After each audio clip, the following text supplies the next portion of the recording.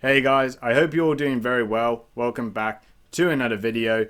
And despite how much bad news Disney gets, they always seem to find themselves to get themselves out of a sticky situation. Now, the news that I'm actually talking about is an allergy death lawsuit that was put by Disney. So, this has involved a couple that decided to go to one of the restaurants in Disneyland in Florida, and as a result of it, the wife who has allergies suffered from an allergic reaction from one of the restaurants and died as a result of it. And since then, the husband has decided to sue Disney and the restaurant over the death of his wife. But the main controversy of the story is the fact that the husband actually could not sue Disney due to the reasons because he agreed to the terms and conditions of signing for a Disney Plus subscription, which is a very ridiculous thing because obviously the situation that involved with him and his wife over just information about food allergies and the safety of his wife to eat the food, and relating that to agreeing to using Disney Plus is just somehow just ridiculous because it really doesn't make any sense. But it's also raised a lot of questions about how corporations can use terms and conditions, even to something that's not related to certain situations like this, as a loophole to get away from certain lawsuits.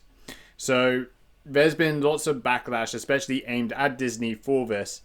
And because the backlash was so, reached to such a level that now all of a sudden, instead of Disney keeping to their guns and sticking with this whole Disney Plus waiver, they actually decided to double down and actually give in. The criticism and backlash against Disney was so bad that now they actually decided to drop the waiver completely and now let the husband hear his matter in court. Now, one of the chairs working at Disney has actually released a statement, so I'm just going to read that out. At Disney, we strive to put humanity above all other considerations. With such unique circumstances as the ones in this case, we believe the situation warrants a sensitive approach to expedite a resolution for the family who have experienced such a painful loss. As such, we've decided to waive our rights to arbitration and have the matter proceeded in court. Now, I actually think it's so brilliant that people can come together and universally come to an agreement that what Disney are doing is just something that is just pure evil. And finally, that, the light, shades on, a positive mood that actually what Disney are doing is really not right. And now, I hopefully think that this is now a precedent that goes across with all corporations, that they should not really be using terms and conditions and trying to somehow get away from lawsuits and loopholes to really try and cover their own mess. Okay, I think it's absolutely ridiculous. Like I said, most people aren't going to, read through 500 pages of terms and conditions and agreements with companies and all that stuff to use their products or services. Like, I think it's really ridiculous that businesses and corporations like this can actually behave in this sort of way and just get away with anything that's, dirty and something that they're responsible for, and they're just not negligent to deal with the situation accordingly. Now, because the backlash and the response was so massively against Disney and they knew it would ruin their reputation, now they had to drop the waiver and now actually proceed the matter in court, which is finally what the husband really would have wanted.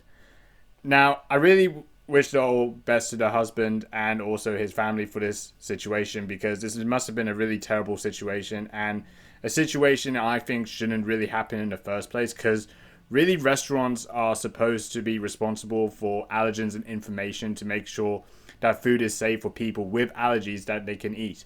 Like, if the whole restaurant wasn't safe and all the allergies and information were not labeled clearly and they would have known for themselves that probably it wouldn't have been a safe place, they could have just left that place and go to a different restaurant. Now, there was also questions with the whole thing as well, because the restaurant wasn't actually owned by Disney. The restaurant was actually on a lease, and it was paying Disney to use it on their premises.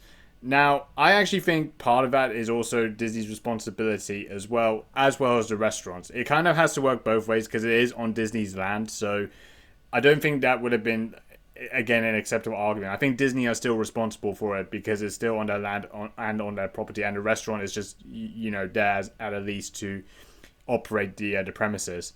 So yeah, so now finally this whole controversy and situation of the whole allergy waiver, Disney Plus subscription terms and agreements, and all that sort of nonsense is out the window. The husband is finally able to get his matter heard in court, and hopefully they can settle on an agreement with this matter. And yeah, that's about it. See you later.